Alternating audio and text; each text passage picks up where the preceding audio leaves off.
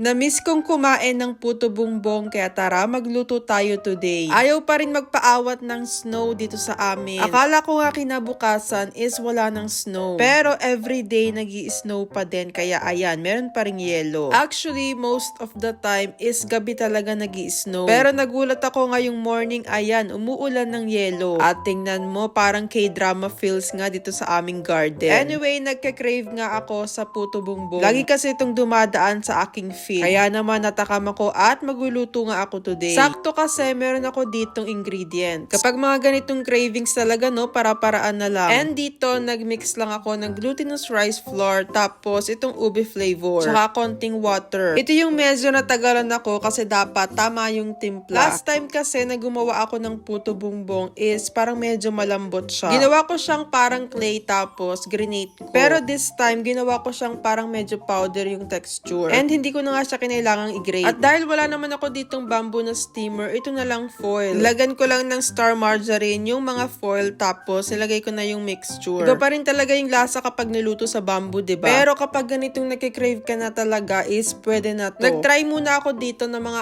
6 na piraso. Kalimitan, diba, pag bumibili parang 4 pieces. And sakto kasi itong 6 na piraso dito sa steamer. Medyo binilog ko lang siya tapos nilagay ko na dito isa-isa. Sana pala, kanina pa lang nagpakulo na ako ng tubig. Ngayon ko lang kasi naisip, so ayan, mag-aantay pa tayong kumulo yung water. Di bale, kailangan ko namang i-check muna si Charlie and Chino. Nilalagnat pa rin kasi sila and matamlay pa din. Pinalitan ko na muna sila ng damit tapos pinainom ng gamot. Inuubo pa rin kasi talaga sila at sipon. So sa araw, lagi silang tulog tapos sa gabi gising. Kaya kahit ako is medyo puyat. And sana nga gumaling na sila kaagad. Dahil wala nga akong playmates. Anyway, kumukulo na yung water so nilagay ko na dito itong mga puto bumbong. Pinakuluan ko lang to ng mga 12 minutes. And then, pinatay ko siya and after 3 minutes, saka ko siya binuksan. And saktong-sakto kasi nga luto na. Inalis ko na muna to isa-isa dito sa foil. Nakatulong talaga yung margarine kaya ayan, madali siyang tanggalin. Parang medyo napaliit lang pala yung gawa ko dito. After ko malagay sa plate, naglagay ulit ako dito ng star margarine. Tamang-tama, meron din kasi ako ditong nabili na shredded coconut. Tapos, meron din ako ditong Eden cheese. Syempre, iba pa rin talaga ang Eden cheese sa puto bumbong. Nag-grate lang ako dito ng enough para dito. Syempre, mas maraming cheese, mas masarap. And nag-open na din ako ng condensed milk. Mas masarap to kapag madaming condensed milk. Yun nga lang, tingnan mo naman, ayaw lumabas. Kaya ginamitan ko na ng technique, ako lang naman yung kakain. Ayaw ko kasing buksan yung buong lata kasi baka masira agad. Konti lang naman yung kailangan ko today. And finally, ito nga at makakain na ako ng puto bumbong. And grabe, na-miss ko talaga yung lasa nito. Parang yung last time na gumawa kasi ako nito is bago pa magpasko nung last Christmas. So, more than 1 year na. And mas masarap to kaysa dun sa before. Siguro kasi tama na yung ginawa kong mixture. Mas gusto ko kasi yung ganito na medyo makunat pa siya. Ayoko nung sobrang lambot. Diba? Talaga namang craving satisfied. Mas masarap din talaga kapag madaming margarine. O may mga magko-comment na naman dyan, bakit margarine yung tawag? Ang tama naman talagang pronunciation is margarine. Nasanay lang tayo na margarine. Anyway, inalok ko din naman ng twins. Pero sabi sa akin gusto nilang matulog. And pabor naman sa akin kasi ako lang yung uubos nito.